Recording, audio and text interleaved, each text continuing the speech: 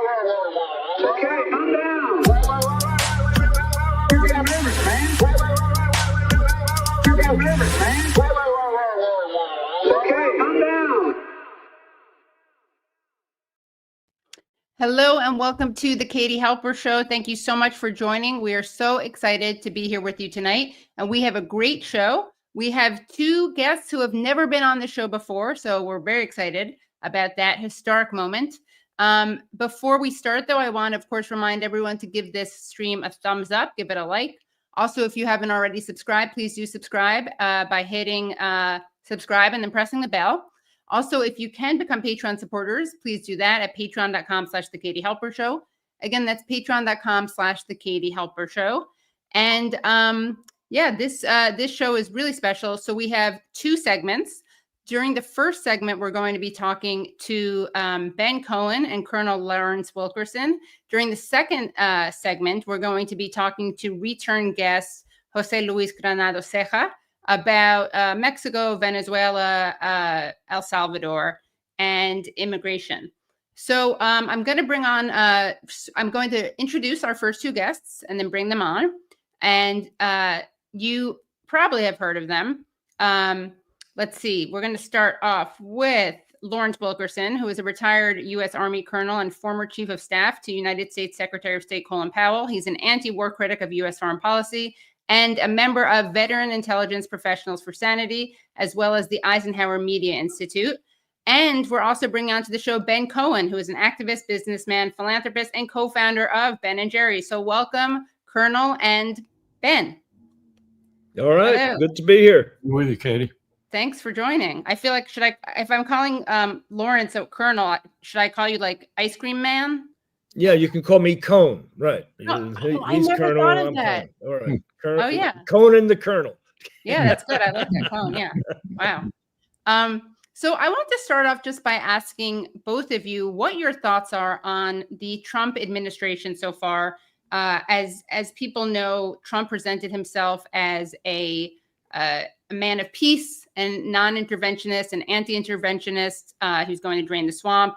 And of course, Elon Musk was going to join and has joined, and he was going to cut waste. So what are your thoughts on this presentation versus reality? More and more of it is turning into a lot of bullshit, I think. You've heard so much about DOGE and all these cuts that he's making. The reality is that 50% of the discretionary budget is the Pentagon. The Pentagon is the biggest waster, the biggest spender, the most corrupt department. And what he's doing is he's, cutting these departments that represent these small slivers of the discretionary budget pie. And it's becoming, I think, more and more clear that he's kind of doing these grandstanding events saying, oh, there's this horrible waste here, there's this ridiculous expenditure there, but he's just fiddling around the edges. He's just using so-called drive for efficiency as an excuse to essentially get rid of departments that are serving the needs that people actually have. And he's exempting the biggest waster, the most inefficient department in the federal government, the only one that can't be audited. And so that's what's happening. It's not about efficiency. It's not about eliminating waste. It's about grandstanding about some little itsy bitsy parts of the federal government. Right. And what about you, Colonel? Well, what are your thoughts on this? I agree with just about everything being said. And let me take the other side of it then. Let me just make one comment on DOGE and Elon Musk.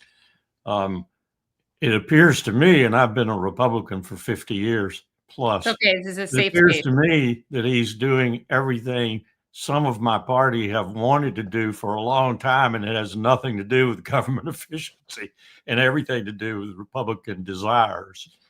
Dick Cheney did a lot of that, for example, when he was vice president, when I served Colin Powell as chief of staff. The other side of your question, though, is the one that troubles me the most. Domestic issues do trouble me, though. And that is, look at Pete Hegseth today, yesterday, whenever it was, when he's talking about Al-Ansar, the Houthis, and he's talking about Iran. This is a peacemaker. This is a president who's not going to get us into another war. This is a president who is going to do exactly the opposite of what Joe Biden and Tony Blinken and Jake Sullivan and Lloyd Austin did. I think not, if you're talking like Petey Hegseth was talking today. I mean, that was a direct shot at Iran, and it was a very ignorant shot, too. It shows that Hegseth has not done his research, his reading. He doesn't know anything. This is a country that is ages old. It was once the most powerful empire in the world. It's had a long history. It's got 90 million people, too, and some really indomitable terrain. And we're going to put it back as a nation in the international community. How funny is that? They're looking at us as a state in that community, and they're saying, we signed an agreement with you. We signed an agreement with you, Russia, China, the UN Permanent Council, Germany. We signed an agreement, and you backed out of it. To us, that agreement had the force of international treaty. We don't care if your Senate didn't ratify it. It had the force of a treaty, and you backed out of it. You're going to bring us back into the world? We're not sure we want to come into your world. Very, very amateurish approach. And it bespeaks an administration that's more warlike even than the previous one. Right. Yeah, it's pretty depressing, I think. And it's it shows, I think, how persuaded people are by words and by Trump's promises, even though he's, quick to break them. And I think that maybe people had hopes that it's understandable given how kind of belligerent Joe Biden was, that people, I think, were hoping for a less belligerent alternative. But I think, as you guys have both laying out, I mean, that is not what we have. And I always think that, the true test of whether people actually care about waste, and I don't believe in like slashing funding or spending anyway, but that someone's lying when they don't go after one of the biggest bloated institutions in the world, which is the Pentagon. Yes, absolutely. Ben's perfectly correct there. And we're talking about almost $1 trillion now. And with the Congress and people like Wicker and others doing what they're doing, the Pentagon doesn't even ask for the amount that the Congress then pluses it up. And they're doing very dangerous things, too. Recently, for example, they took some repair and maintenance money out of the Virginia-class submarine, which is really old, and put it into modernization and, fancy blue ribbon things. I hope they reverse that. I hope someone in the Senate reverses that, because that's people's lives. Not only is that one of our main security instruments, the submarine, but it's also people's lives who are on those submarines. If they're old, they're really old. The new ones are way over cost, way beyond schedule, typical. And so we're risking the lives of those men and women on the boats. That's not what we should be doing. Yeah, I know that both of you talk about and care about the issue of nuclear weapons. And in the middle of February, Trump shocked the world by saying there's no reason for us to be building brand new nuclear weapons. We already have so many. But is he actually denuclearizing from what we can see? I haven't seen any evidence of it. He said two things. I mean, one, he said we can cut the Pentagon budget by 50%. He's not doing anything like that. And the other was that he was going to talk with the other nuclear nations about reducing nuclear armaments, and nothing like that is happening. The country currently has the equivalent of 50,000 Hiroshima-sized bombs, the explosive force of 50,000 Hiroshimas. And the country is planning on now building a whole new generation of nuclear weapons at a cost of $2 trillion. And I'm not aware of him doing anything to stop that. Well, this is the aspect of Trump that I like the most, if there's anyone that I did like the most.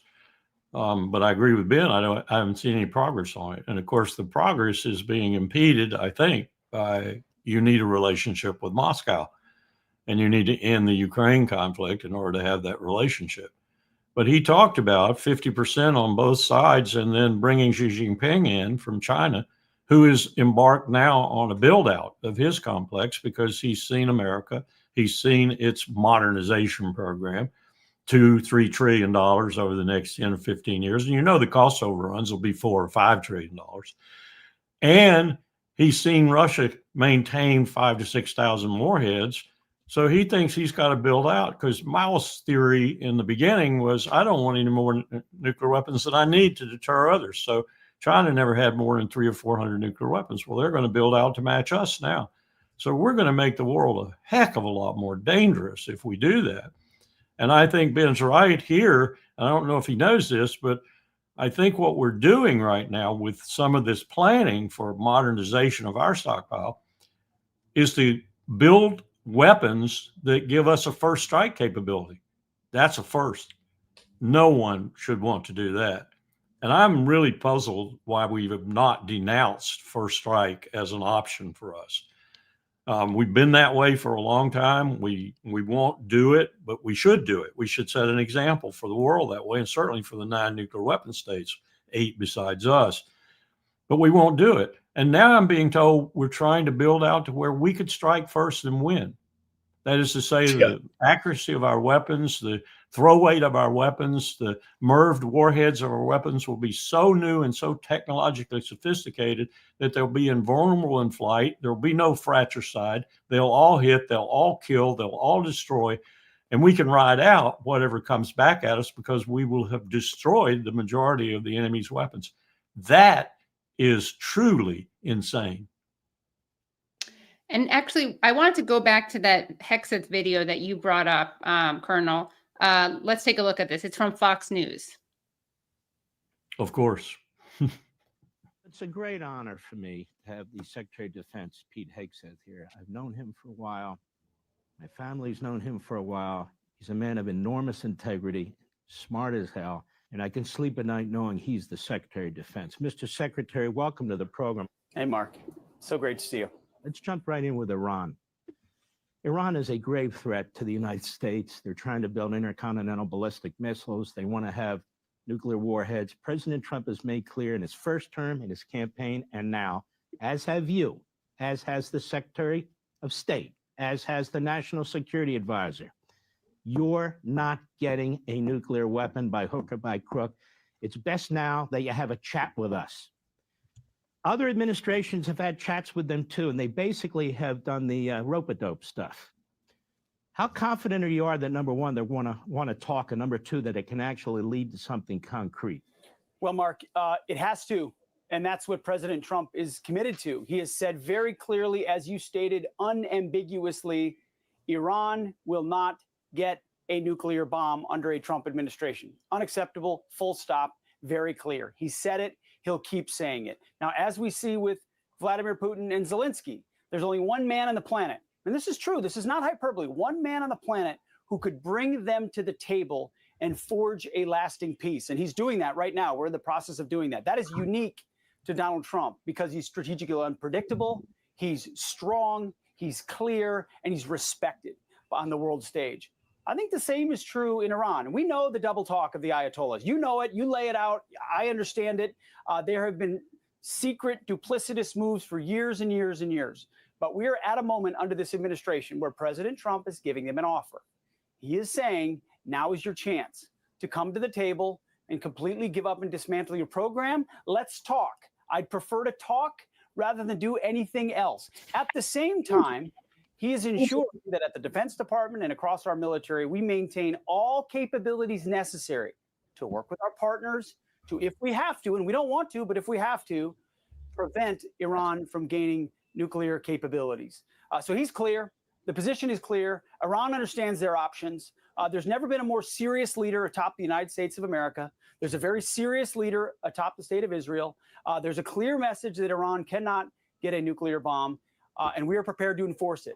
But we would much prefer that it be done at the table for the betterment of the Iranian people and for the betterment of peace. So we hope that's a possibility, but we understand the complication. Okay, a lot to unpack there. I think he's coloring his hair with gray now to make himself look a little more distinguished. Yeah. Did you hear that statement? There's never been a more serious president in charge of America. Abraham Lincoln, George Washington, Franklin Delano Roosevelt. I could think of a few. And gross ignorance of Iran, just gross ignorance. He's not done any study of Iran at all. As I said before, we added JCPOA. We are a state in the state system of the world. Our system, we say, rules-based order and all that stuff, we had an agreement. Iran looked at it as a state agreement, state to state, and we had lots of buy-in. We had the Chinese, we had the Russians, we had the UN Security Council, and the Germans. And Trump executed, terminated that agreement. Right. What would you think if you were Iran? This is the most duplicitous superpower I've ever run into. I don't know if I even want to do an agreement with them again. And to say that they're going to bring Iran back into the world again, dear Petey, Iran has 1,000 years plus of history. It was once the greatest empire in the world. You're going to bring them back into the nation statehood of the globe? It's just total ignorance. And I think the whole approach to Iran is wrong. That said, I think that's what Trump wants. I don't think he wants a war. I think he wants a Nobel Peace Prize, and he sees that he can outdo Obama and Biden, and he could get a deal and then push it all over the world as Trump's deal. Look what I did. No moratorium on it. No 25-year moratorium. I talked about ballistic missiles with them and other things, and they couldn't do that in the previous administration that conducted a deal, the JCPOA.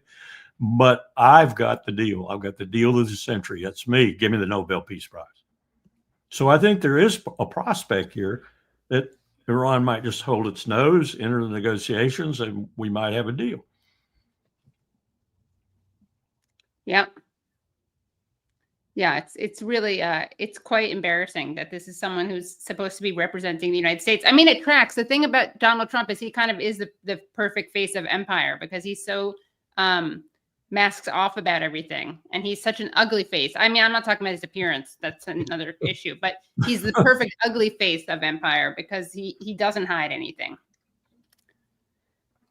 And but I'm not sure being strategically unpredictable. Yeah, what is that? Colin Powell would say that's the worst thing America can be, is strategically unpredictable.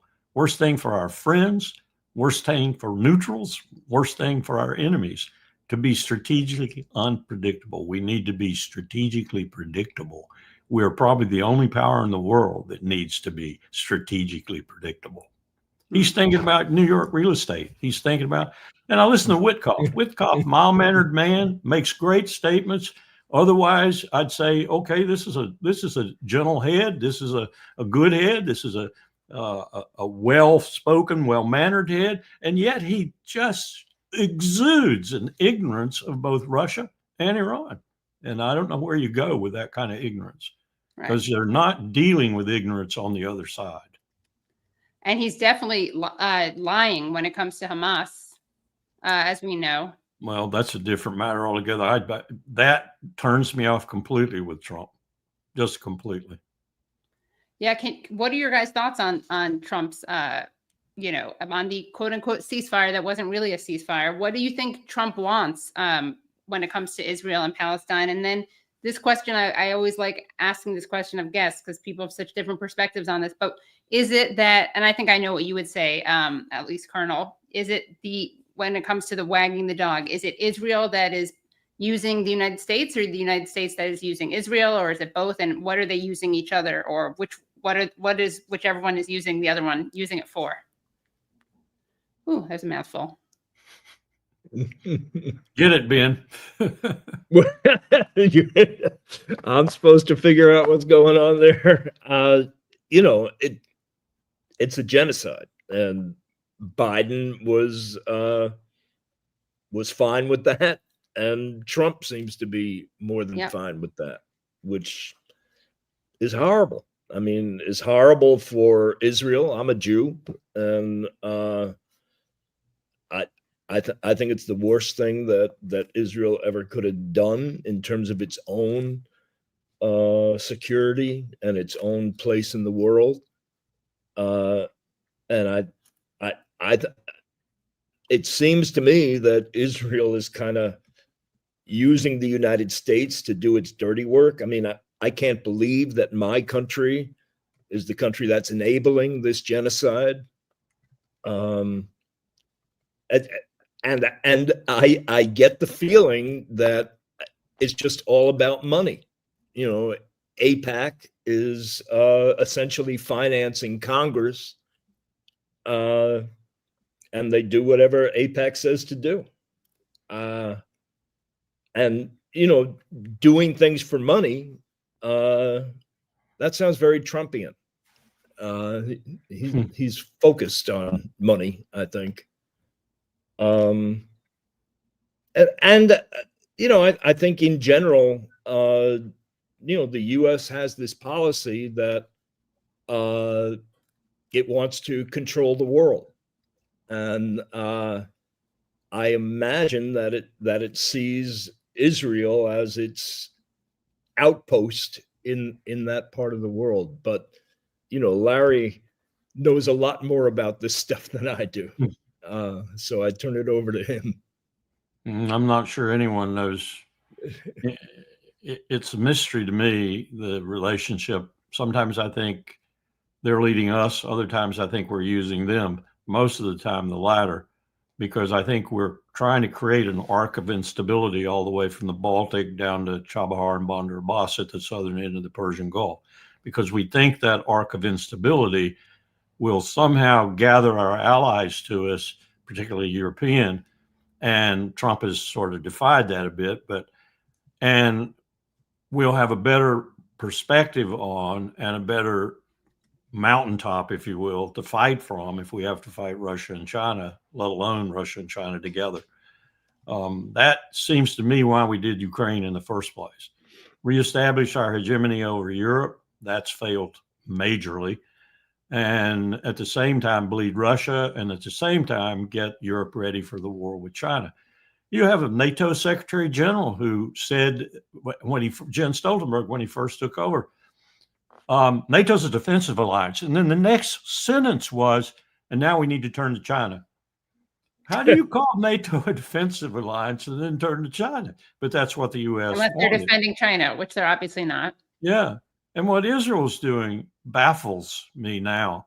Esther Solomon, the editor of the English version of Haaretz, the oldest newspaper in Israel, wrote one about 3 days ago, and she said, Bibi Netanyahu is waging war on three things: Israel's democracy, Jews from Europe who are more liberal than others. He doesn't want them to come anymore. He wants Ben Gvir and Smotriches only. And three, Gaza and the Palestinians. And now Syria. He's killing people in Syria now with both his air force and his ground forces. That he's doing for us. That's the way I read it. He's widening the war for us because we want that instability. We tried to get rid of Bashar al-Assad for 25 years. Before that, we tried to get rid of his father. We tried to mess Syria up badly, and we did with our sanctions. And now why haven't we lifted them? Well, we haven't lifted them because we still want Syria to be a basket case. And Israel is happy to go in there and weave the basket. And that's what they're doing now. I wouldn't be surprised if if Netanyahu stays in there, if they start doing it with respect to Jordan and maybe even portions of Egypt. So I think Esther is right. He's destroyed Israeli democracy. He wants to get more and more people immigrating to Israel who are like Ben Gvir and Smotrich, right-wingers par excellence. And He wants to destroy his enemies wherever he finds them. And if they happen to be Jordanian or Egyptian or Syrian, he's going to do that too. I think he's bitten off far more than he can chew. And I think we're looking at a debacle there very soon.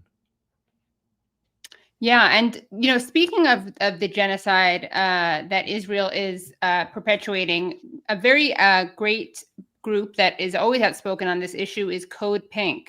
And just today, CODEPINK, including the amazing another former colonel, Ann Wright, interrupted a Senate Intelligence Committee hearing. And let's watch what happens, and let's see what they are accused of being by the great Senator Tom Cotton. Ann is fearless. I know, she's great. We've had her on a bunch, and we always love having her on. She really is. Committed against the American people. Thank you, Mr. Chairman. Mr. Vice Chairman. The witness will suspend. The greatest threat to global security is Israel, and the whole world knows it. Stop funding Israel! Stop funding Israel! Stop funding Israel! Stop funding Israel! So that protester was a CODEPINK lunatic saying the greatest threat to world peace is funding Israel. I will observe, for the benefit of the audience here and on television, that CODEPINK is funded by communist China as well, which simply illustrates, speak up now if you want to be removed as well, whoever's saying that. And by already heard when their net replacement CODEPINK is not a clandestine. On the Army Colonel, a U.S. diplomat, and I do not do communist. In the Senate Intelligence hearing. So that's Ann Wright, who was at the State Department, was a diplomat, a colonel, and as she pointed out, had a hip replacement, and they are shoving her out just for merely opening her mouth and speaking the truth, calling for an end to genocide, and also just correcting the record in terms of the smear from Tom Cotton. Now let's listen to what Medea Benjamin has to say, who, of course, is one of the founders of CODEPINK. Right now, after Tulsi Gabbard spoke, Tig Barry got up to say that Israel is the greatest threat to global security. As he was pulled out, Senator Tom Cotton, who is in charge of the hearing, said that that person was CODEPINK, and he mentioned Israel because CODEPINK is funded by the Chinese Communist Party. That is such slander. That is such lies. Of course, we get zero from the Communist Party. We don't even know anybody in the Chinese Communist Party. And we don't need any outside force to tell us that what the U.S. is doing in supporting Israel's genocide is horrific. And that's why he stood up. And that's why Ann Wright stood up and got arrested, to say, stop slandering CODEPINK and start looking at what Israel is doing. The genocide is something that we can't keep supporting enough. Yeah, I mean, the idea that you have to have a foreign power like bribing you or encouraging you to protest a genocide that's being live streamed and supported by our government, armed by our government, defended and legitimized by our government is just so laughable. And whenever someone says something like this, all I can think is, oh, well, he's projecting. Tom Cotton's projecting because he has no soul or moral conscience or moral compass. But yeah, what are your thoughts on both what CODEPINK is demanding and the way that people respond to these demands? Well, I mean, you mentioned the idea of soul, and I think that the U.S. Supporting this genocide is essentially trampling on the soul of America. I think that, I grew up thinking that, America stood for justice and equality and fairness, and that it was defending human rights. And what's happening now, what we're seeing exposed in Israel in supporting that genocide, is that the U.S. is trampling human rights. I mean, we're deliberately killing people. I mean, it's not a war; it's a slaughter. And I don't think there's much difference between somebody getting killed by a bomb or getting killed by being thrown in a gas chamber. I mean, this is ethnic cleansing, and it makes me as an American feel horrible.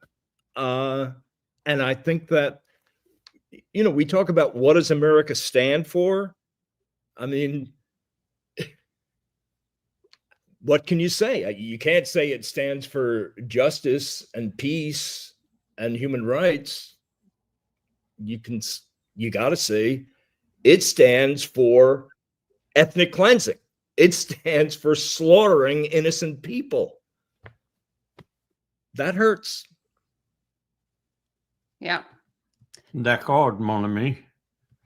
And let me say this, Tom Cotton and people like him are the Joe McCarthys of our age. Exactly. And the Joe McCarthys of the Republican Party. And that interesting that they come from there most often.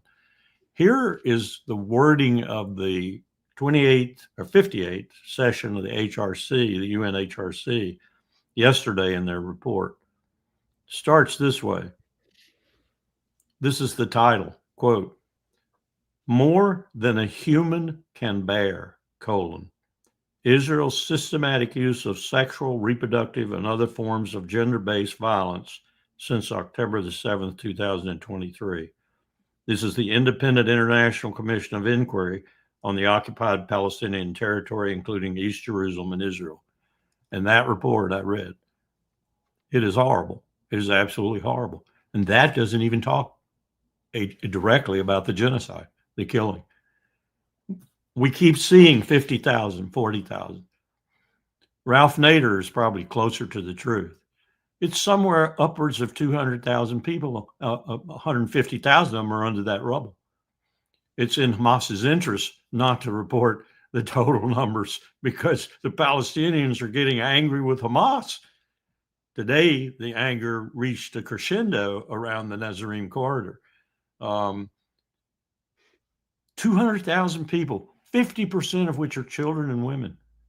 These are not terrorists. These are not people who are toting a rifle. These are not people who are threatening Israel. These are people Israel wishes to expunge from the face of the earth. And apparently Donald Trump is perfectly willing to go along with that, as Joe Biden was. And I agree with Ben.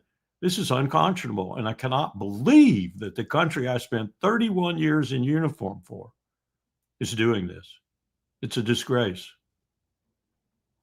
Yeah, we actually have and then you look at them targeting journalists in Palestine. I mean, it's right. It's an admission. We are doing horrible things. We don't want anybody to know about it. We're really pissed at these guys that are letting the public know about what we're doing. Yes. I mean, freedom of speech, you know, we don't have freedom of speech here in the US anymore. And so, you know, we don't allow freedom of the press in Palestine. It's about keeping ugly things secret. Right. That's the reason they kicked Al Jazeera out. They were telling the truth as best as they could find it. My next door neighbor is an Al Jazeera staffer, and I get some interesting stories. Yeah, the way that they are targeting journalists is absolutely despicable and disgusting. They killed two, just with the other day. One of them was Hossam Shabbat, who left a just heartbreaking kind of last will and testament, where he said, "If you're reading this, it's because I've been killed." And he went on to say that it was an honor to basically die defending his people. Just absolutely awful. Totally unforgivable. We know also that one of the directors of the film No Other Land was kidnapped and beaten and handcuffed while he was being beaten. And again, this is the irony, is that this is someone who won an Academy Award. Like, this is a relatively high profile person. And if this is the way they treat someone who won an Academy Award, I mean, he'd probably be dead 6 feet under by now if he hadn't been involved in a film that won an Academy Award. I mean, the impunity is just stunning. And like, every time you think it couldn't get worse, the impunity couldn't get any worse it gets worse. But I do want to take a listen to this testimony that you just referred to, Colonel, about the UN Human Rights Council documenting the abuse of prisoners. So let's take a listen, because for some reason our media, which always talked about the alleged mass rape committed by Hamas, for some reason when it comes to the documented rape committed by Israelis of Palestinians, they don't mention it. But let's take a look at this testimony. Taken to sedate a man, and she was nude searched over and over again and filmed, and then she was raped twice by Israeli male soldiers, 2 of them at a time, while videotaping her. We have also one testimony of a woman who was also taken. She says she was also raped by an inspection device by a female soldier more than once. They inserted the inspection device in her rectum. We have also one testimony of a woman saying that she was strip searched and they would beat her on her behind and they would humiliate her in front of each other. Most of the women also who were taken from Gaza, West Bank, and Jerusalem said they were beaten on their genitals, which has made it to conclude that there must have been a directive that's been given to the Israeli army to treat women in such manner, because in Jerusalem you're treated by a completely different law enforcement than in Gaza or in the West Bank. But all these women said they were beaten on their genitals. And I could just add on about the women who were forcibly disappeared in Gaza. Like I said before, it was usually as they were fleeing south through the safety corridor, they were abducted at the checkpoint. Many were taken to the Zakim detention center and the Negev detention center, and all together in one large hall, forced to strip completely naked and just sit in this hall, the women amongst each other and the men amongst each other. And it's also been reported and known that Israeli civilians are invited to come to this detention center and mock the Palestinian prisoners while they're naked, photograph them, and watch them as if it's a zoo. So that's something that we've seen. Also, when it comes to checkpoints, like I said, it's where the sexual violence happens and it goes unreported. So we have a testimony of a teenage girl who was made to undress a man because he refused to undress. They made her undress him, even though she's not related to him. She doesn't know who that man is. And while being searched and touched and molested on their breast and on their genitals as well. So horrific, and not something you'll ever hear reported on by Western media. No, you'll find all manner of reporting in the New York Times, for example, on what Hamas did, but you'll find almost nothing on. And by the way, this isn't something that's new with Israelis.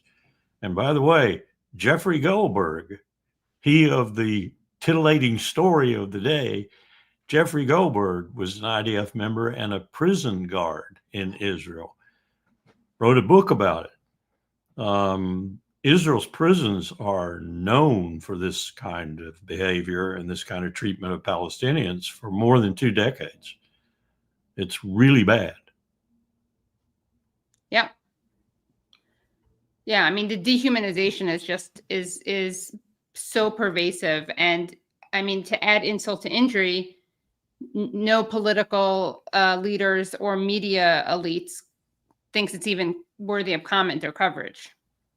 You have to demonize your enemy if you're going to kill them the way they're killing them. I mean, you have to treat them subhuman. Right. There's no other way to do it. That's the same thing we did with the Apaches, the Comanches, the Sioux, and others.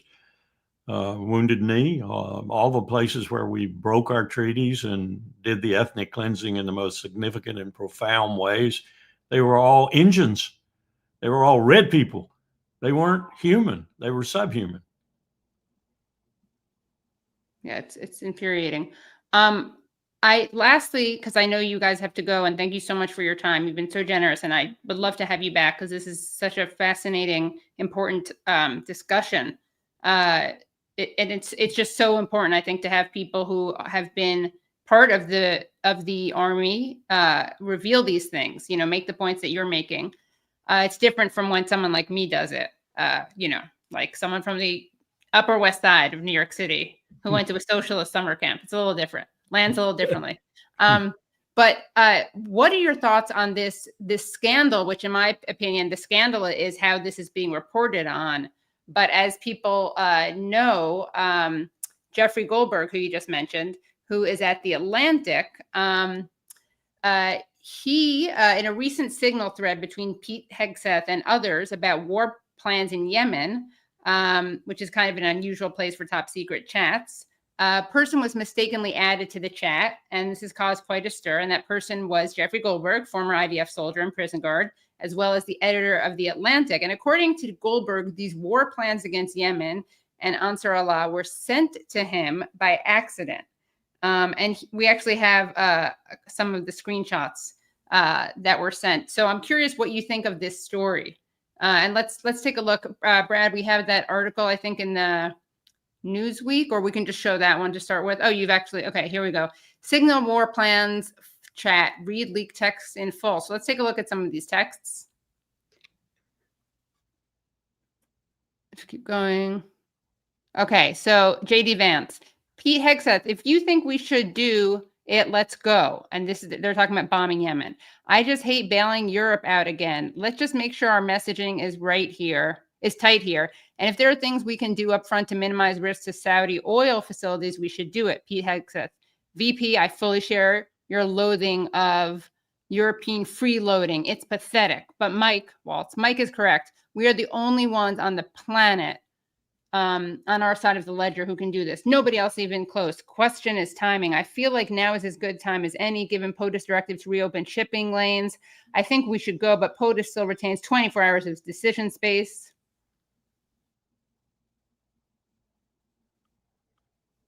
I think there's some more screenshots, right, Brad? If not, we can just show. Do you have that other one that I sent you? I do. Here we go. Okay, here we go. This is great. Oh, yeah, and this is tweeted out by Michael Tracy. So, this is after. So Michael Tracy tweets, celebrating the initiation of another open-ended U.S. bombing campaign with American flag and fire emojis is really touching. So a good start. And then Mike Waltz does the fist emoji, the American flag, and the fire emoji, which I mean could be interpreted as, you know, America is a dumpster fire, but I don't think that's what he meant. Then we have someone saying, good job, Pete, and your team. Then Michael Waltz, the team in Mal did a great job as well. Great work, all powerful start. I think MAR might be Marco Rubio. Yes. Okay. Thank you. Yeah. And I just a quick question, Colonel Wilkerson. Correct me if I'm wrong, but would this, technically speaking, be them violating the Espionage Act? Well, John Kiriakou passed an email around here recently saying that he was convicted under 3 parts of the Espionage Act for the very same thing that is happening here. Right. And of course, he went to prison. You know, what's good for the goose is good for the gander, but it's not going to happen. You hear Mike Johnson, the Speaker of the House, dismissing everything, just dismissed everything as if there was no problem whatsoever. Now, let me say something about other data that was released. One of the things that is most dangerous to release to the public or to do in any way violate the security that should surround it. And let's disabuse ourselves of this idea that operational data is not supposed to be classified. That's hogwash. It's the highest classification in the land. It's classified by soldiers and sailors and airmen's blood.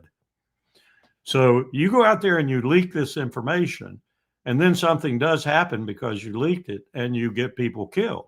Now, fortunately, that didn't happen here, but it very well could have if it got out into the domain where other people could have done something about it. Like, for example, set up air defense systems that were along the line of attack and such. That's probably not within the capacity of the Houthis. So they knew that they were operating against an enemy that probably wouldn't be able to take advantage of it. I fault Goldberg here too. Goldberg sat on it once he figured out it wasn't a hoax. He at first thought it was a hoax. He sat on it because he knew he could make journalistic riches out of it. He should have picked up the phone and called his buddy, Doug Feith's son, who's an NSC staff member. And he and Jeffrey, I understand, communicate with one another periodically.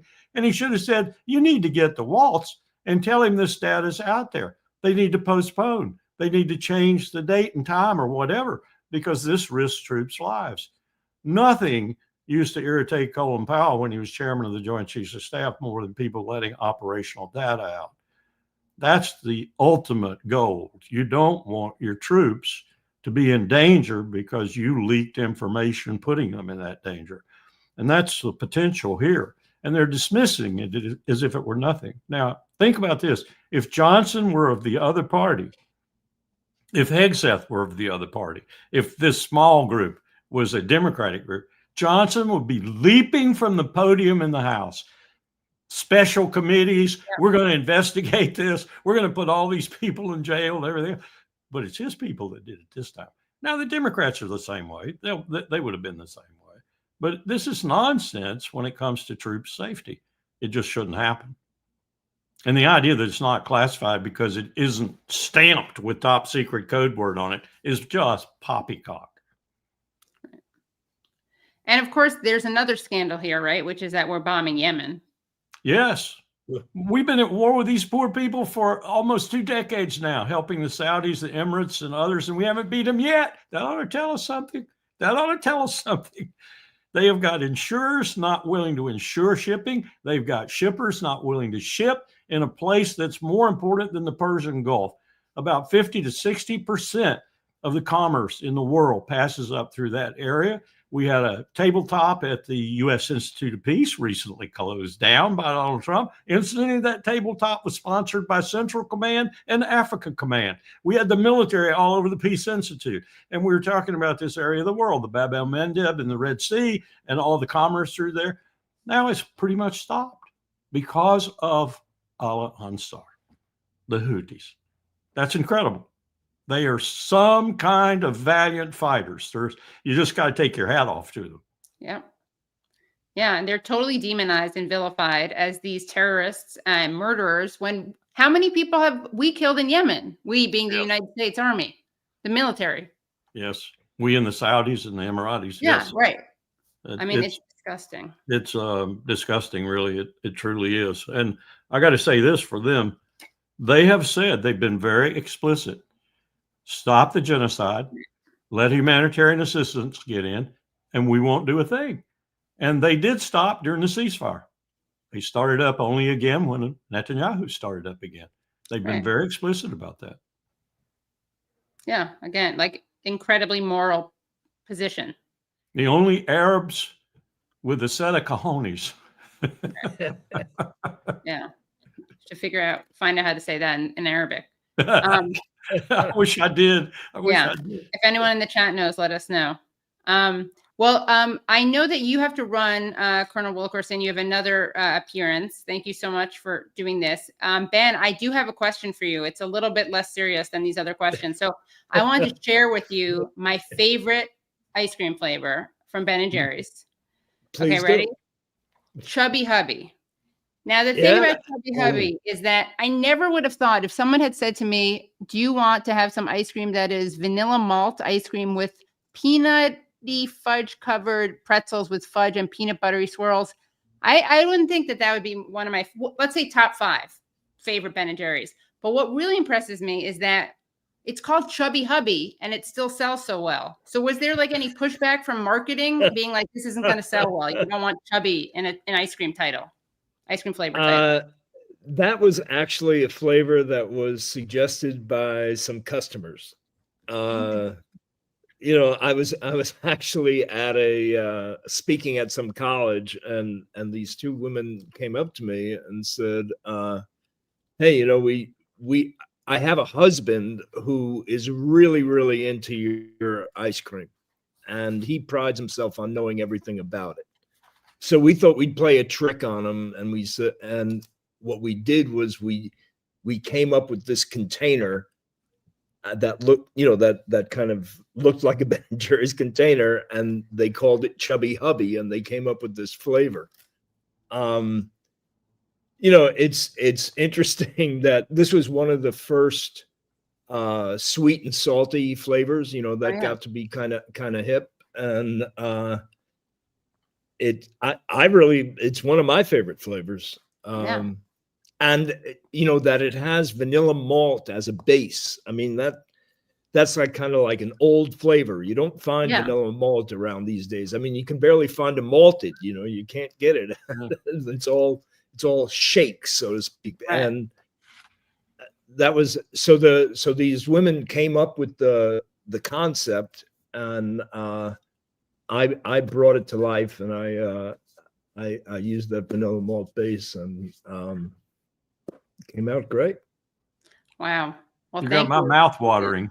Yeah. You have a favorite flavor, Colonel Wilkerson? Well, he brought it up to an event we had in New York. I like that. What do you call it, Ben? The one you brought up to New York? Do you remember? I don't know. I don't remember which one. Oh, my favorite ice cream is vanilla. This was like vanilla, but it had a little bit of swirl in it. This was maybe vanilla caramel fudge or something like that. That might have been it. It was delicious. He brought tons of ice cream up to our event in New York City. It's hard for the ice cream man to show up empty-handed. Right. Yeah. It's interesting that Chubby Hubby was a suggestion, Cherry Garcia was a suggestion, and Chunky Monkey was a suggestion. These are all from customers, and they all begin with CH. I don't know what it is. That is interesting. Wow. Wow. Another one of my favorites is the mint chocolate cookie one. So good. Yep. Then there's a hazelnut one that's not hazelnut. Sorry. What's it called? Heath Bar Crunch one. Yeah. If I may say, I think the Heath Bar Crunch one is much better than the Toffee Crunch one, in my opinion. Yeah. Heath Bar Crunch doesn't exist anymore because I don't remember. There was a reason why. I think Heath wouldn't get kosher. We were trying to make our ice cream kosher for the Jews.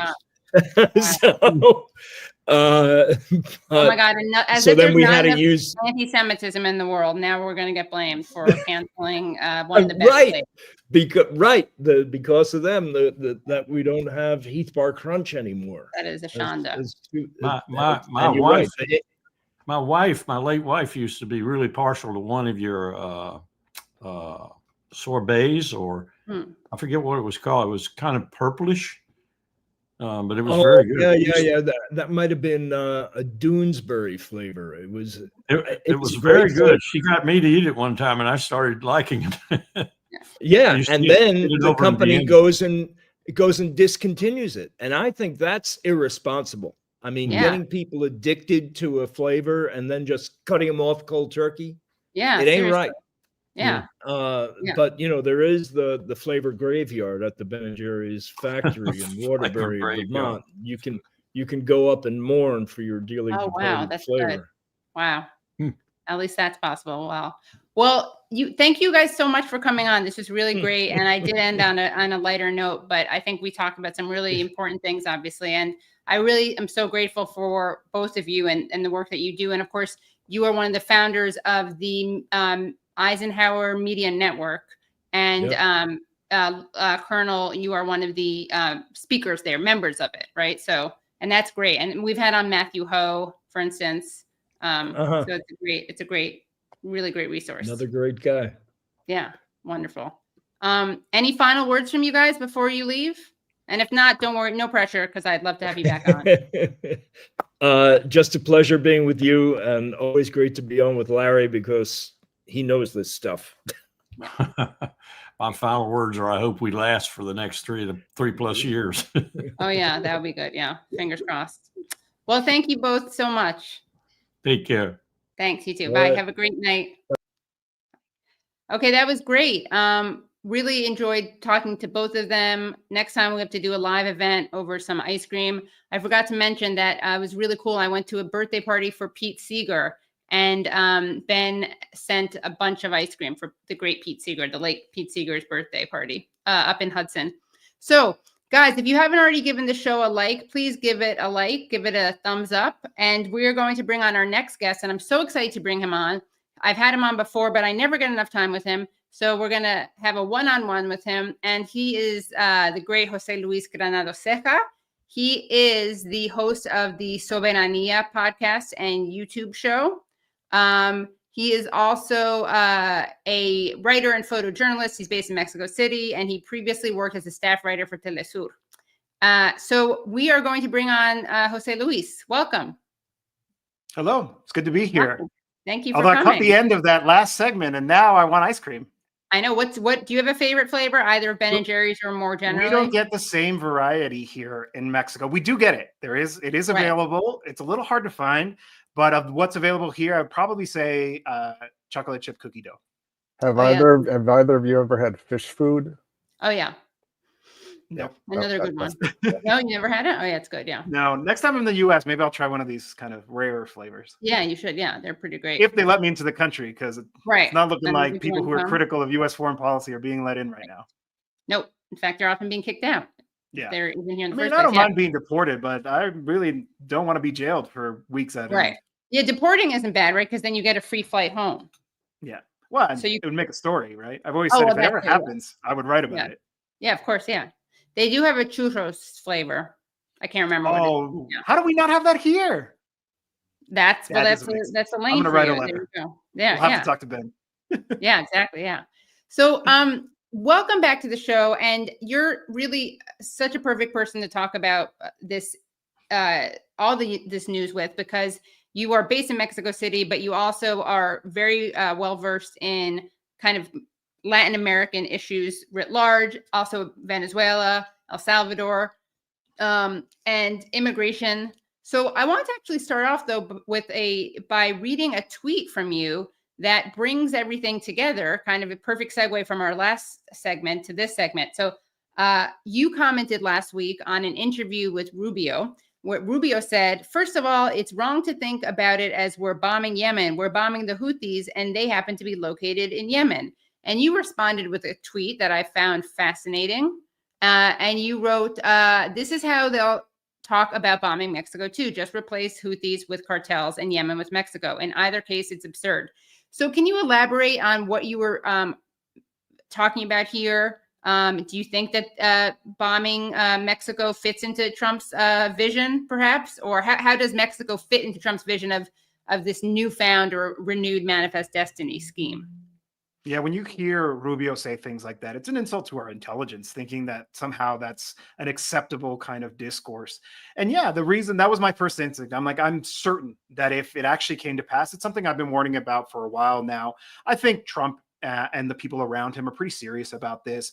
There's a lot of people inside of his cabinet that we can call Mexico hawks, who are kind of fighting to have more influence to be able to carry out military actions unilaterally inside of Mexican territory, all in the name of combating cartels. And it's quite similar to the sort of justifications that they try to sell when it comes to attacks against the Houthis in Yemen, or, the Venezuelan migrants, trying to associate them, all of them, with Tren de Aragua, trying to criminalize all migrants and all asylum seekers.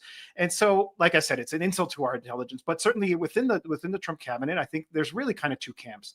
Oddly enough, Rubio is kind of on the more moderate side of things, who is kind of right in his analysis when it seems that he's worried that if the U.S. does take unilateral action inside of Mexico in the name of attacking cartels and bringing down the level of fentanyl that's arriving in the United States, it's going to ruin the bilateral relationship, and it's actually going to affect them over the long term, making it so these kind of cooperation on security, which there actually is extensive cooperation between Mexico and the United States, would come to an end. And I think rightfully so. Of course, Mexico would see this, borderline on act of war, a violation of our sovereignty.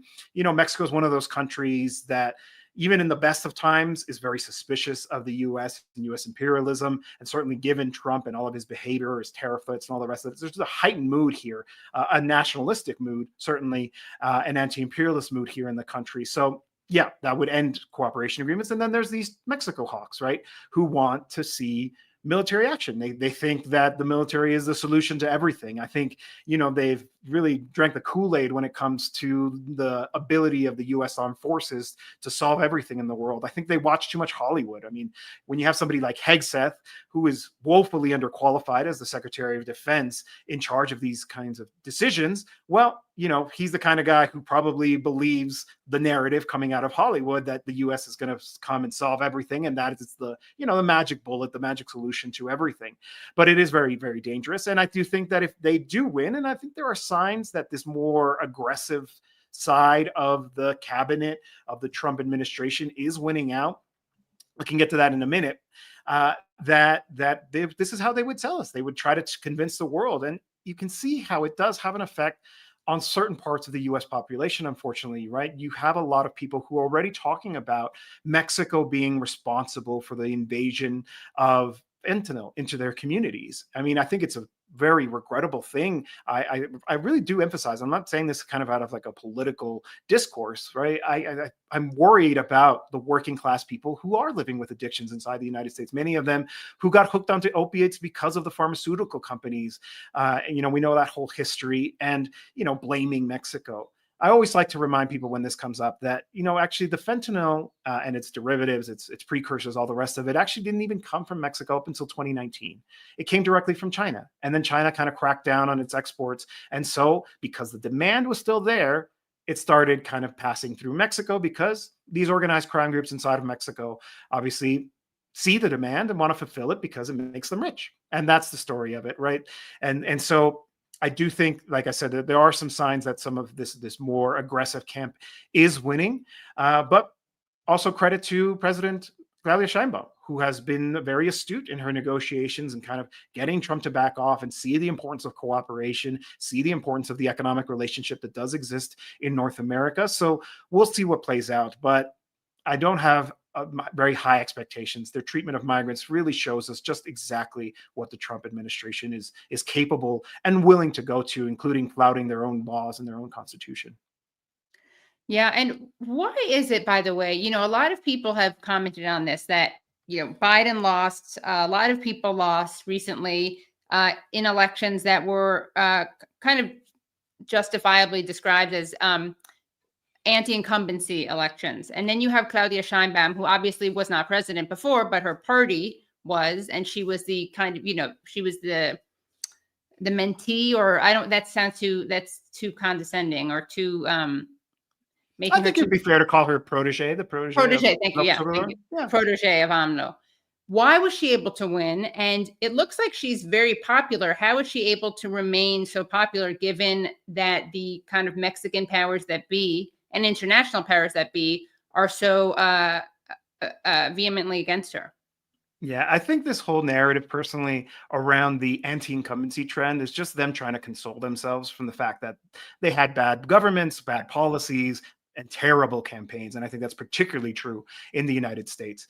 You know, I've written a couple articles about precisely this phenomenon. What is it that about Mexico? And I think it really boils down to the fact that as soon as López Obrador came into office, there was really kind of a radical shift in terms of the welfare policies in this country.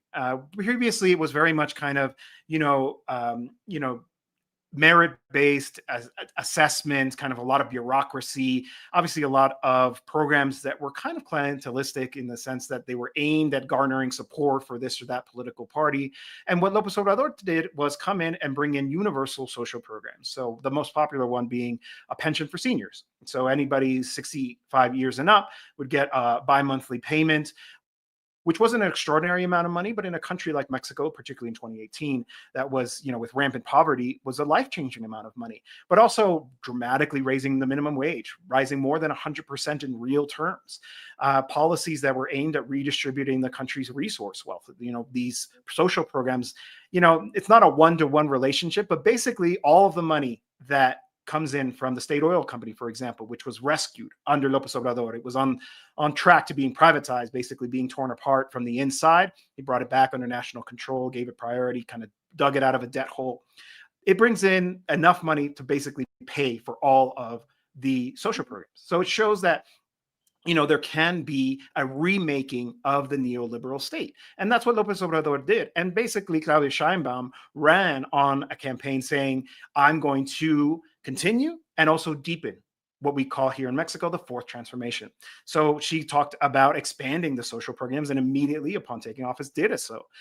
What she did was bring it over to women who basically by the end of her term, or actually by the end of a couple of years, they've accelerated the timeline. Women who are 60 and up will be eligible for this universal pension. More scholarships for students. Again, so these kinds of projects, continuing to increase the minimum wage, these working class centric policies. That's the difference, right? And people felt that difference. They saw that material improvement in their lives, and they saw on the ballot the choice between going back to the neoliberal era, then these kinds of policies that they were familiar with, or to continue with this kind of post-neoliberal economic model. And one of the more interesting things I think that Claudia has been doing is precisely the emphasis that she's put on state intervention, on saying that the state isn't just there to regulate, but actually needs to play an active part in the economy. And that's actually given her a really good negotiating position with the United States. With this whole tariff threat, it's twice now that we've been on the brink of the tariffs being imposed on Mexico, and she's managed to negotiate out of them.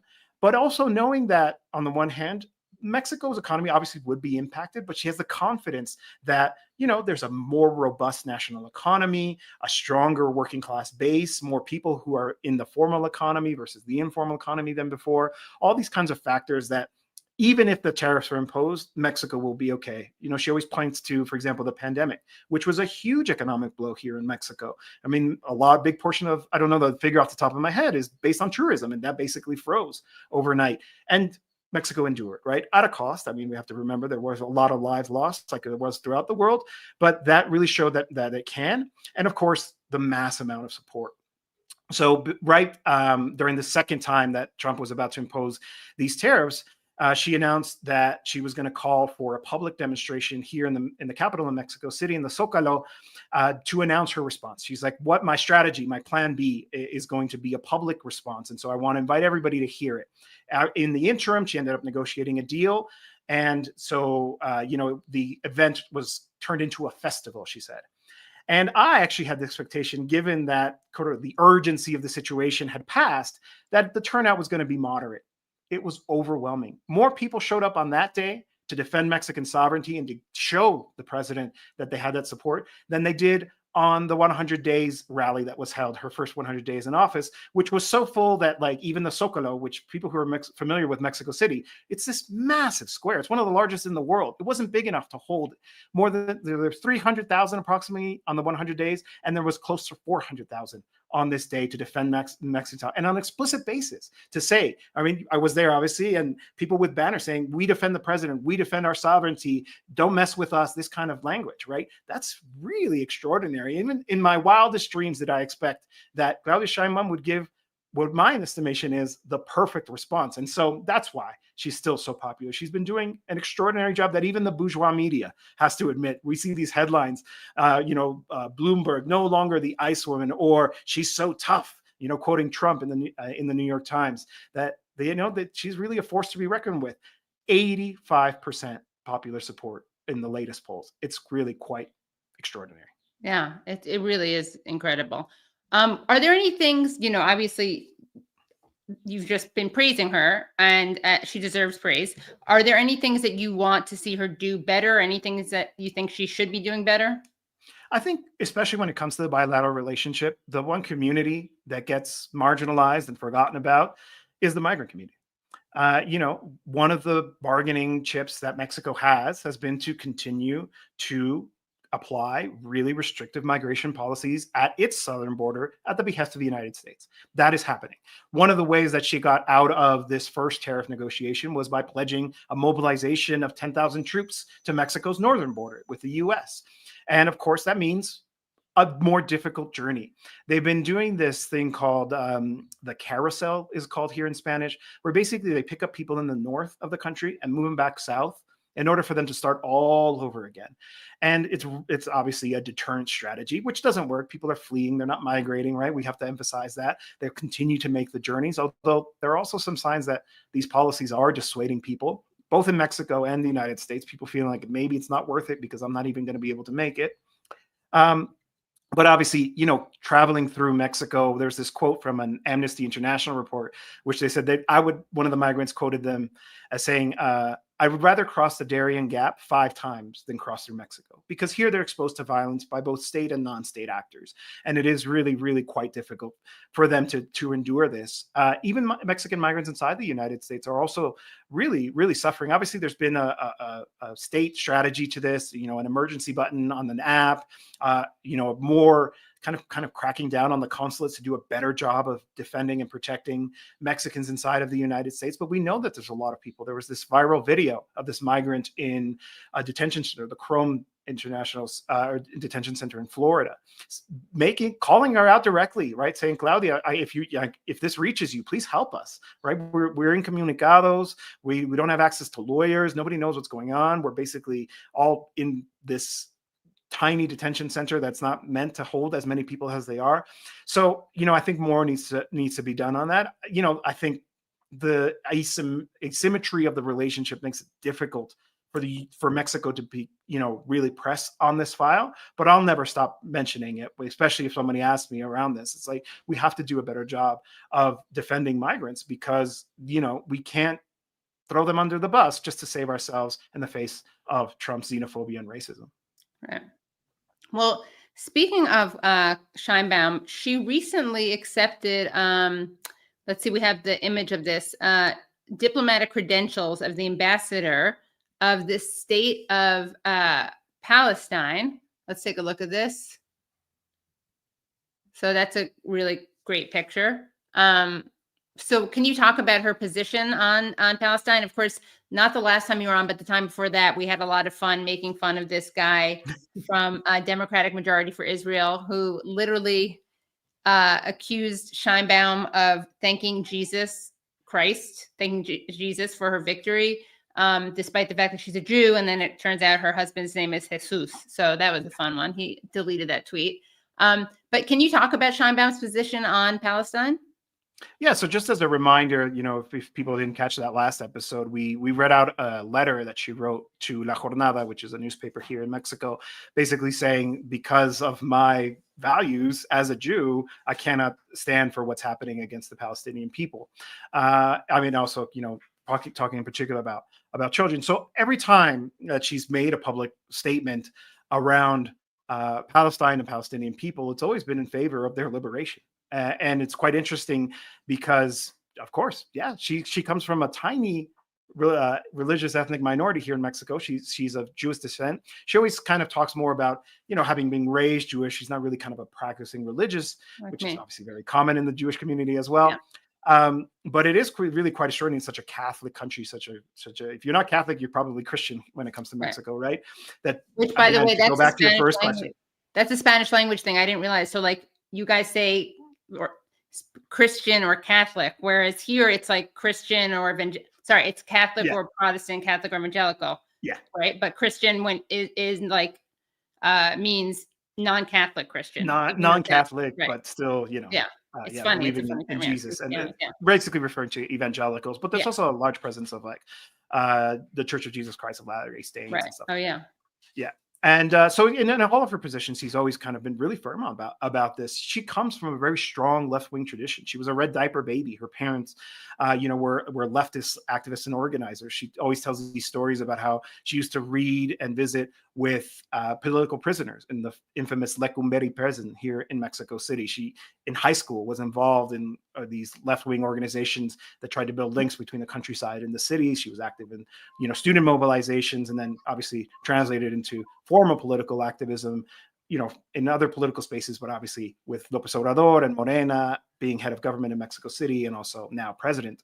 But yeah, this picture that you put up on the screen, it really is. I honestly, as a Mexican, it moved me, to see the representative, the Palestine ambassador to Mexico in the presidential office wearing that beautiful outfit next to the president wearing her presidential sash, receiving her official credentials, right? So for people who aren't familiar, right, ambassadors eventually have to present their credentials directly to the executive. So there's a whole ceremony. It's a day-long event where they kind of file in one after another, but they didn't skip Palestine, right? And it's because Mexico, under López Obrador, formally recognized Palestine as a state. And this is the kind of the follow-up to that, to have Mexico's first woman president, Jewish, standing next to the Palestinian ambassador is extraordinary in these moments in particular, right? In this moment where the Palestinian people are facing a genocide, where Israel is flagrantly violating its ceasefire. I do think Mexico could go further. Mexico has a pretty deep economic, political relationship with Israel and can and should, as Colombia has, break all relationships with them. It would come at a cost. Of course, right? But that when the face of a genocide, of course, that's what should happen. But at the very least, we have this, this very public position right at the U.S.'s doorstep. We've seen what they've done to Mahmoud Khalil, to other, people who are in the United States and have even subtly said something about this, expelling them from the country, denying them their visa. And here you have the president of your neighboring country saying, I'm going to pose here alongside the ambassador because we recognize Palestine and we recognize their legitimate right to struggle as they are and as they continue to be. And then, of course, also sends a message to Mexican society to say that, we're on the right side of history and we should continue to back this position despite the pressure, because of course there is. Of course there is, right? I mean, Mexico could take the route of Canada, which has, always these kind of mealy-mouthed statements. No, again, and even in the, I would say that Mexico's statement around the violation of the ceasefire could have been stronger, right? In the same way that Mexico should say, who's doing the bombing? It's Israel. Who's doing the killing? It's Israel, right? And in that sense, yes, it was good there was a statement, but again, it can and should go further. But that also depends on us kind of opening up the political room here in the country so that they can take that leap. Right. We wanted to actually show you an image, a video of someone who was deported to El Salvador. But before we talk about this, can you kind of set the stage of what it is Trump is doing with Venezuela and El Salvador, the relationship between Trump and Maduro and Nayib Bukele, and who these kind of figures are? We can start with Venezuela because, it's interesting. At the beginning, it looked like there might have been kind of a diplomatic detente, right? Where the special envoy Grenell goes and visits the first official actual visits to Miraflores, the presidential palace in Caracas. They reach this agreement. Grenell takes some of the U.S. citizens back with him. They agree to receive some of these deportation flights. And it seemed like things were going in the right direction. But then the hardliners in Trump's coalition won. And so the Rubios, the Maria Elvira Salazars, all of these who wanted a hardline position against the government in Venezuela. And so then we saw basically a return to the maximum pressure strategy of Trump's first term, which Biden largely kept in place. I would say the only thing that Biden changed was the Chevron license, which Trump has now rescinded, ordering them to wind down operations. And so we're back to the maximum pressure strategy. Grenell, in an interview with the Epoch Times, said, no, Trump doesn't want regime change, but he's doing everything last time that he was implementing in order to achieve regime change in Venezuela. And so obviously Venezuela, because of the strained diplomatic relationship, said, we're not going to receive direct deportation flights from the US anymore. And so one of the ways that Trump has kind of worked around this is securing a deal with Bukele, who seems intent on turning his country into the prison, the slave house of Latin America. And I use those kind of really strong language deliberately. He's built these mega prisons in his country, and they're meant to kind of respond to his own security strategy, which has been very popular, admittedly so, inside of El Salvador, but basically violating any kind of due process, human rights, civil rights that did exist, jailing anybody and everybody that is suspected of having any ties to organized crime or gangs, as they call them in El Salvador, and now opening it up to basically renting it out so that people who are being deported from the US can now be jailed there. And that's precisely what happened. So the first group that got sent there, apparently in violation of a judicial injunction, were sent on a plane to El Salvador with a lot of fanfare. They released all kinds of really gross propaganda videos, just really denigrating human beings, shaving them and on camera. And, there's reports also of the kind of striking them and insulting them and all the rest of it. So basically the treatment that they've been applying to Salvadorans who have been detained to these migrants, all based on this accusation that their ties to a gang that was born in Venezuela, but really kind of grew in terms of its influence inside of the United States, called Tren de Aragua. Now, the curious thing is that it turns out many of the people were identified by their tattoos or their shoes or just by their faces by relatives who assure that they are not tied to organized crime or gangs at all. In fact, there was another plane. So now, because the U.S. doesn't send planes directly to Venezuela, what's been happening is they send them either to Mexico, and then from Mexico they go to Venezuela. This last one came from Honduras. It's actually the second flight, if I'm not mistaken, coming from Honduras. And the Interior Minister of Venezuela, Diosdado Cabello, said none of them have any ties to Tren de Aragua. So it's just an effort to criminalize all migrants, to criminalize all Venezuelans in particular. And it's really tragic, ironic in a sense, because, he, in his statement, in the actual text of the invocation of the Alien Enemies Act. He says that Venezuela deliberately sent them into the United States to sow unrest and all the rest of it. Also, even accusing Maduro of being the Cartel de Sol is just this fantasy that they have. But if you look at a recent report from the Center for Economic and Policy Research, they pointed out that in cases of Cuba, Venezuela, what drives migration? Unilateral coercive measures, sanctions, the oil blockade of Venezuela, the blockade of Cuba. They're not being sent there. They are fleeing their countries that are undergoing hardship as a result of U.S. foreign policy. And now to turn that around and to say that they're actually being sent deliberately, it's so grotesque. And then to take them and throw them into a prison like this when many of them didn't have due process. I mean, just recently, I think it was yesterday, came out, the judge wants to know if his order was violated, which he has the right to do. That's what the judicial branch of government is meant to do. It'd be a check on the executive. They're now calling it a state secret. So first, all the fanfare, publishing videos everywhere, photos, celebrating. Oh, now it's a state secret. Now we can't say because it might violate. It's absolutely patently absurd. And it's all part of this agenda. It's a racist, xenophobic agenda to really tar all migrants. And one final note on this, because it's really quite tragic as well. So a lot of something around 550,000 Haitians, Cubans, Venezuelans, they accepted what's called the parole program in the U.S. So it's not like parole in prisons. It's just the term they use. So basically, if they had a sponsorship, a community, a family member who was willing to take them in, they would have a 2-year permission to be inside of the United States while they look for other kinds of either asylum or permanent residency or another work visa, whatever it was. Those have been rescinded. And they've been told to leave by, sometime in April. So, I thought Trump said he was only going to kick out the criminal elements, right? But because of this effort to try all Venezuelans, to Tren de Agua, people are believing this. Like, oh, no, they're all illegals. They're all criminals. They all should go.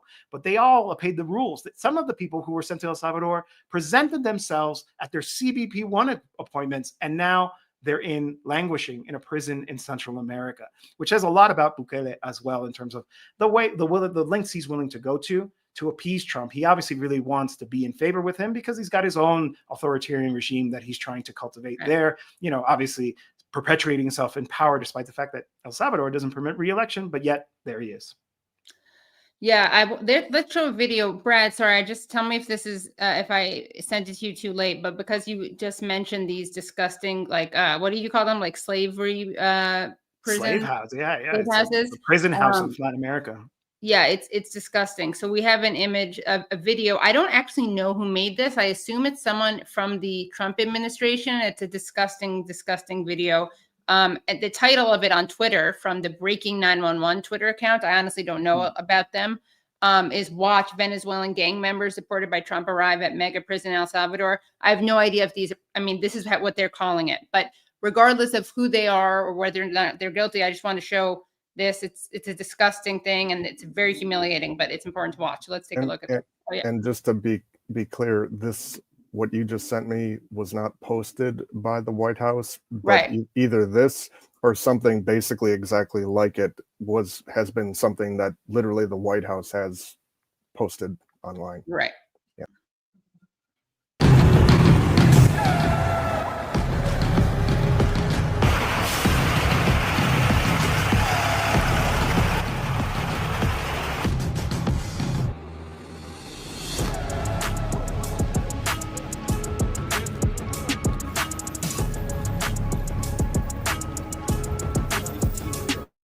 I'm going to shut down. I'm going to lower the music so we don't get it dinged.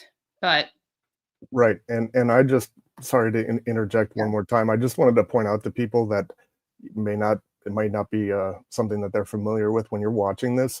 Yeah. From a filming perspective, this was like highly produced. Yeah, this isn't camera footage. No. Phone footage, yeah. No, this took a lot of money and a lot of preparation to produce this. It's all very deliberate. Yeah. Yeah. In fact, let's start from the beginning without the sound, just in case we have to cut out the music part. So here it is. Yeah. Like that's a dolly shot. A dolly, right? Yeah.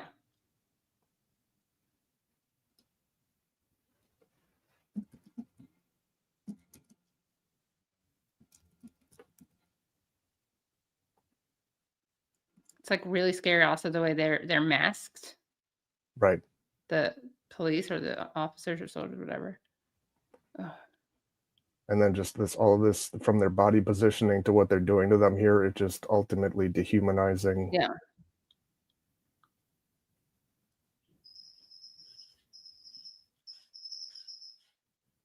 It's really awful. Jesus.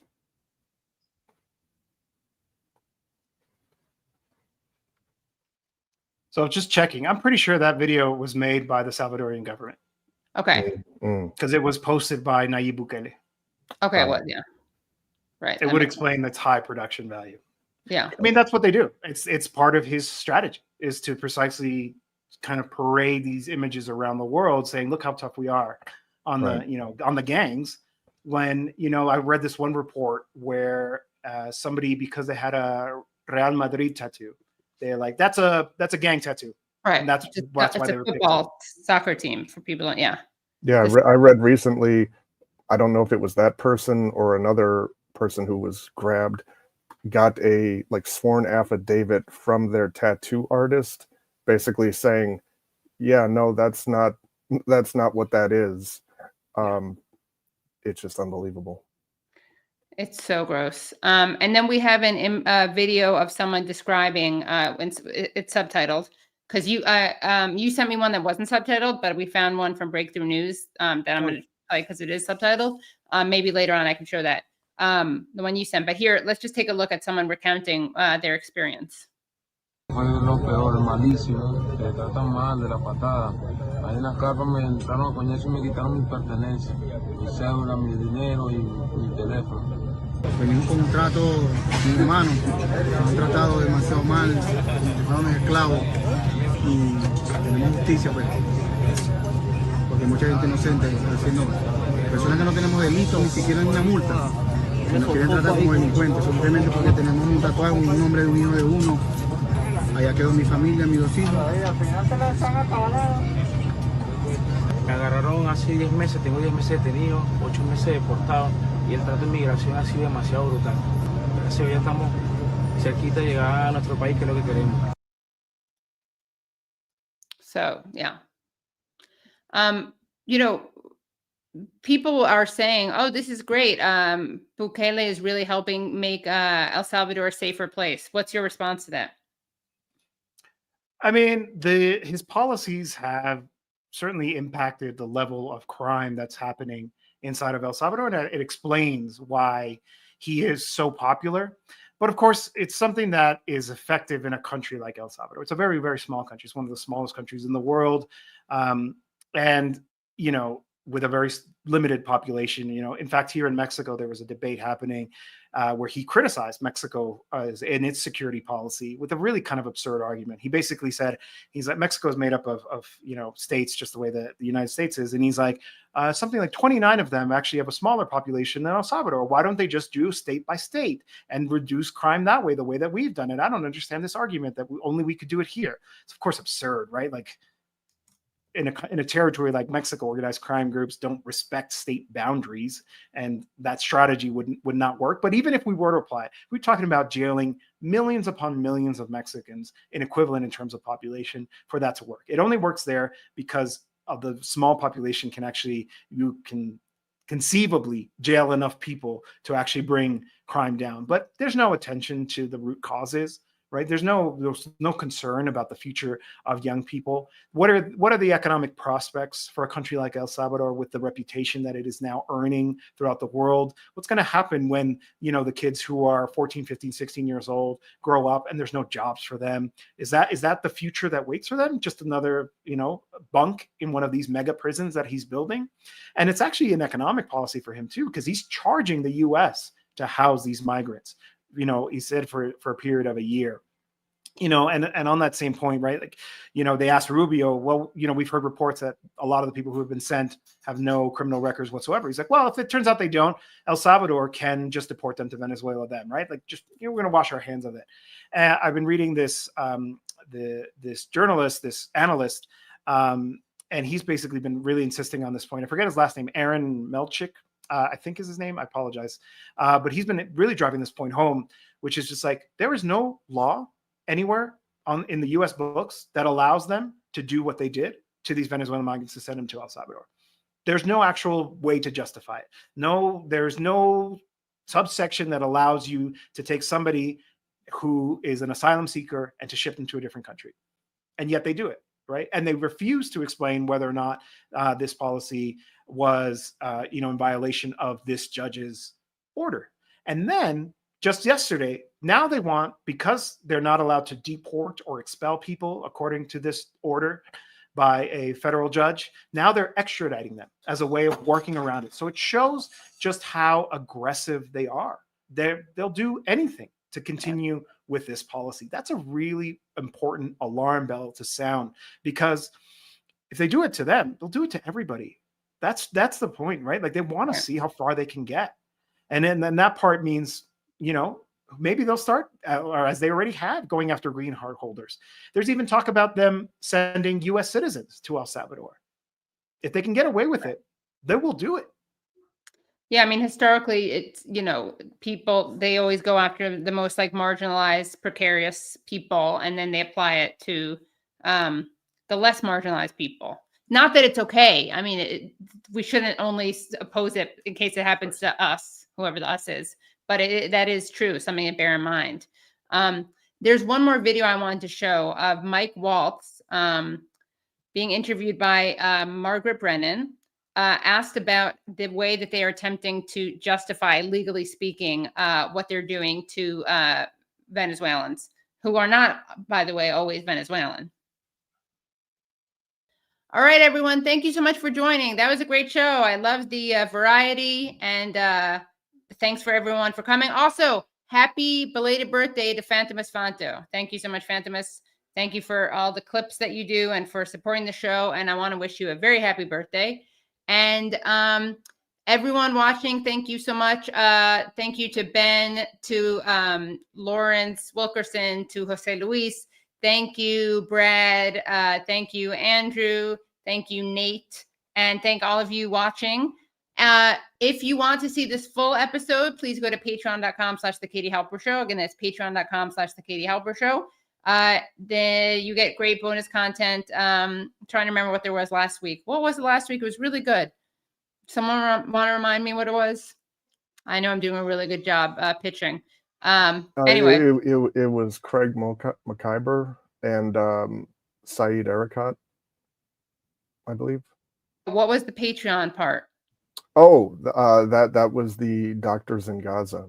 Right, Doctors in Gaza. No, okay, right. It was the Norman Finkelstein, Alan Dershowitz discussion, because I felt weird about paywalling stuff about Doctors in Gaza. Oh, really important update. Oh my God, I almost forgot.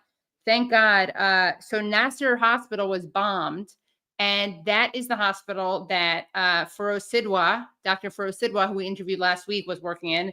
So I was really hysterical and nervous that he had been killed. I reached out to him on Signal, and it turns out, thank God. I mean, I didn't want, well, not thank God. It turns out one of his patients was killed. And as he told me, he was going to change that patient's dressing that night. And had he been doing that at the time, he would have probably been killed. And I just want to make an announcement that it is, all these Israel supporters like to say, oh, well, if they don't want hospitals to be bombed, then they shouldn't have Hamas people hiding in them. That's actually not how international humanitarian law works. Now, I know most people who make that point are either liars who don't care or are too brainwashed to hear this, but international humanitarian law requires very specific circumstances for you to be able to bomb a hospital without it being a war crime. And it's nowhere near what Israel does. First of all, they never have the evidence that it's a Hamas person. Second of all, it's often a Hamas person who's a non-combatant, and that doesn't count if you're a Hamas official, elected official. And third of all, they have to be actively engaging in an attack. And then, of course, proportionality has to be applied in the laws of distinction. So whenever anyone says that, just be like, okay, yeah, next, you're a liar or stupid. I just wanted to mention, Katie, and I don't and have Dr. it. Perlmutter is also alive. He was in a different hospital. There was a rumor that he was there. He wasn't there, but he's fine also. No, and thank God. I just wanted to mention, you reminded me, and I don't have it at the ready, I'm sorry, but regarding the bombing of the hospital, did you ever see the Christopher Nolan Batman movies? Like with Heath Ledger and doing the Joker?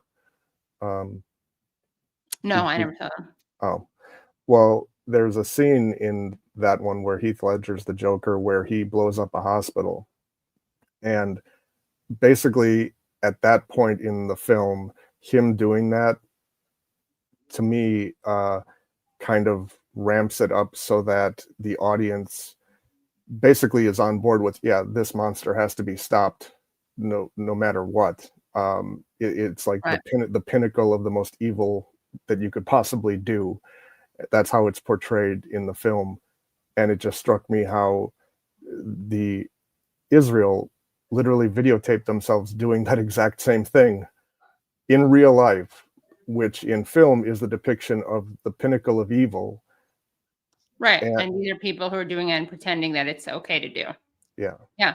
Well, Israel should know they're literal villains in Batman movies. And I just also want to say that I mentioned this earlier.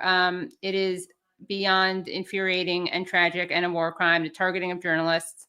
And very recently, I just want to say their names, and these are only two of them, only two of the many killed journalists who have been targeted. This is not like in the fog of war. They're intentionally killed. So those two journalists' names are, and I honestly have to make sure I'm keeping up. Hold on one second. Let's see. So Mohammed Mansour and Hassam Shabbat were killed by Israel March 24th. 124 journalists were killed around the world in 2024. Around 2/3 of them were Palestinian. And I wanted to read part of this message from Hassam Shabbat, which his team released after he was killed. Hold on one second. It's really, I mean, it's awful, but I do want to read it. One second. Sorry about this delay. I thought I had it here.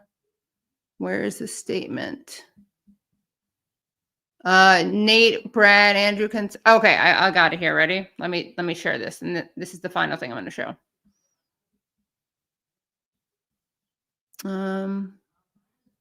Okay. I hate when. Okay, is it visible yet? No. Okay. So this is Hossam's team, and we are sharing his final message. If you're reading this, it means I have been killed, most likely targeted by the Israeli occupation forces. When this all began, I was only 21 years old, a college student with dreams like anyone else. For past 18 months, I've dedicated every moment of my life to my people. I documented the horrors in northern Gaza minute by minute, determined to show the world the truth they tried to bury. I slept on pavements, in schools, in tents, anywhere I could. Each day was a battle for survival. I endured hunger for months, yet I never left my people's side. By God, I fulfilled my duty as a journalist. I risked everything to report the truth, and now I'm finally at rest, something I haven't known in the past 18 months. I did all this because I believe in the Palestinian cause. I believe this land is ours, and it has been the highest honor of my life to die defending it and serving its people. I ask you now, do not stop speaking about Gaza. Do not let the world look away. Keep fighting. Keep telling our stories until Palestine is free. Okay, so that is just one of the hundreds of journalists killed by Israel on purpose in a targeted assassination. All right. Okay. Sorry to leave on that note, but also I wanted to make sure that we do hear his that message and his message to not stop talking about it. Yeah, I did the math, and basically it amounts to like killing a journalist every other day, if not more. There was a list, an incomplete list, by the way, that like, I don't know how many pages. It was like over 1,000 pages listing the confirmed Palestinians that have been killed. The first 27 pages are children under the age of 1. Yeah. Remember Mariona Ingram, who were filming for our documentary, she and her group were reading, I think, 15-year-olds. It took a couple of hours. They have done every age group. Yeah. Yeah, every day. And it took them days or weeks to get through. They would, on a daily basis, go to the White House and read these names.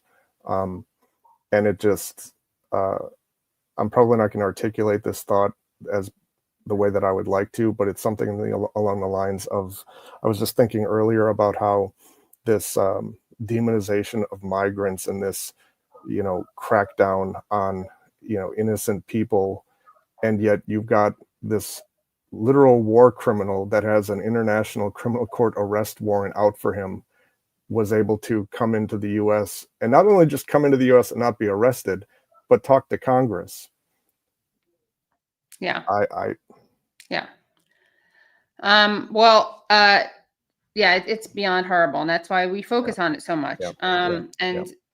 So much admiration for these people who risk their lives to tell these stories and stay in Gaza. And I think history is going to look at these, like any of these mainstream journalists that aren't, speaking out about this, or even worse, running cover for this. It's not going to be good. No, it's not going to be good, and I hope they get thrown in jail. Yeah. So guys, I'm going to do the Patreon announcement again in case we want to cut, because I can't remember how this works in my head. But again, because I want to include that part that we just did. So if you're watching this now, it was all free. And if you're watching this later, and you want to see the full show, make sure you go to patreon.com/The Katie Halper Show. Again, that's patreon.com/The Katie Halper Show. And we will see you next week. And thank you, everyone. Bye. Okay, calm down. You got limits, man. You got limits, man. Okay, calm down.